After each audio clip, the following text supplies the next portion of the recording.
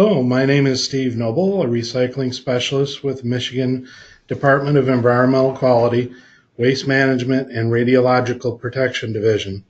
Today we are recording a series of informational modules on the proposed legislative changes to Michigan's Solid Waste Management Law, Part 115 of the Natural Resources and Environmental Protection Act. The modules are intended to provide an update to interested parties on the most recent version of the proposed changes. Please note that the legislative changes proposed to date are in draft form and are subject to further change.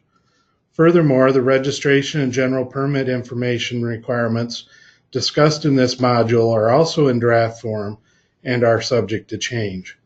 This module will cover electronics recycling facilities that are also under the material utilization facilities, but are not part of the Part 173 electronics program. These would be electronics recyclers that focus on recycling business and industrial electronics. Let's first review the Part 173 requirements. That program is focused on electronics recyclers that collect and dismantle certain types of electronics devices from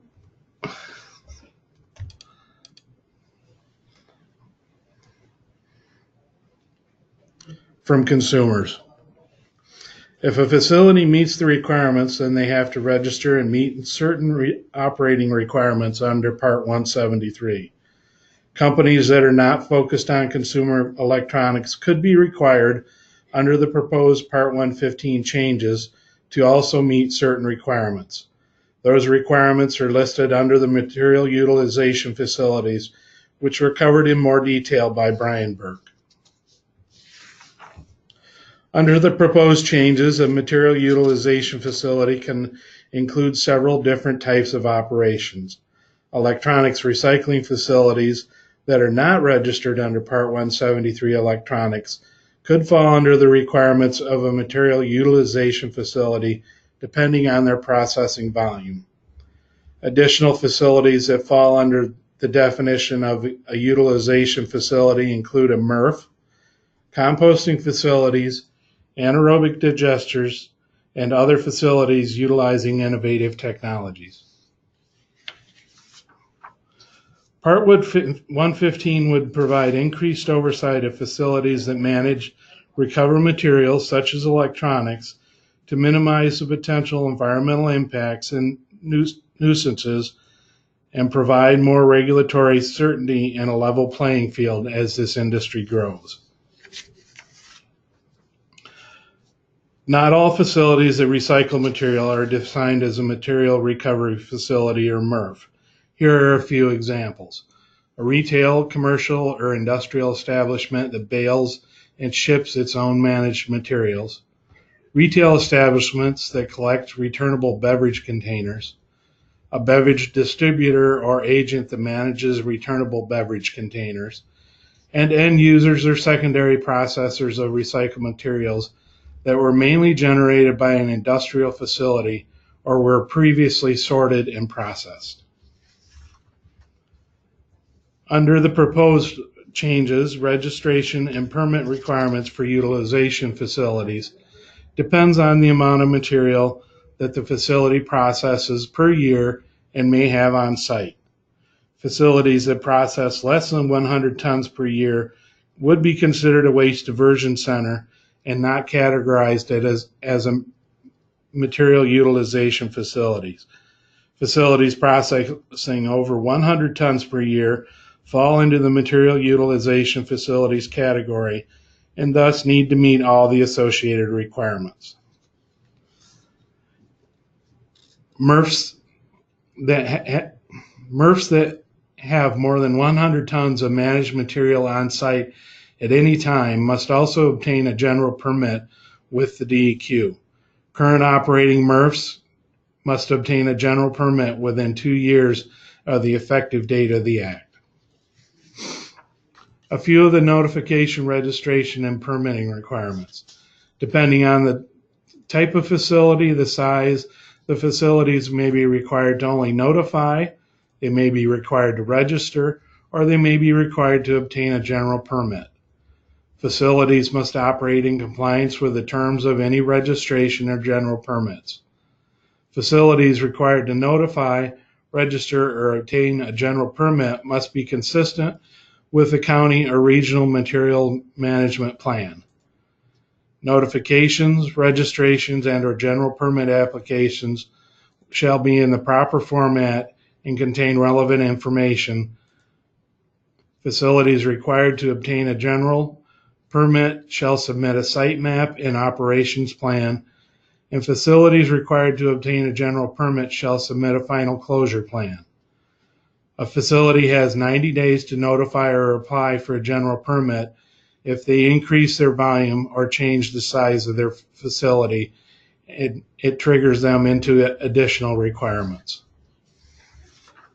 Requirements for registered facilities includes operating in compliance with the terms of the registration. Registered facilities must be consistent with the county or regional material management plan. An application for registration shall be in the proper format and contain relevant information. The registration term is 5 years. The facility shall submit a site map and operational plan and submit an application for general permit within 90 days if an increase in volume triggers a change in the requirements. Operating requirements for MRF material utilization facilities include ensuring that adequate fire and emergency equipment are provided as part of the operational plan, ensuring that the permit is available at the facility, maintaining records as necessary in Parts 115 and/or Part 175 of NREPA, ensure that any scrap tires or electronics waste handled by the facilities are not speculatively accumulated. That means there is a documented downstream outsource for that material. As a MRF, there is required financial assurance. Financial assurance is required for facilities that fall under the general permit category. The bond is going to be set at $20,000, at least proposed right now, and the bond will remain in effect until the facility has ceased accepting material, removed all the managed material from the site, and/or had facility closure certification by the DEQ. To summarize, we have heard from our stakeholders, both of the need to do better and how to do it. Forward-thinking companies like General Motors have ambitious sustainability goals like zero landfill. We need to create a 21st century recycling infrastructure to help manage materials outside of the landfill too. We have forward-thinking communities like Kent County with an integrated waste management system and ambitious goals to reduce what is landfilled by 90% by 2030. They are creating a sustainable business park to help capture high-value materials before they get landfilled.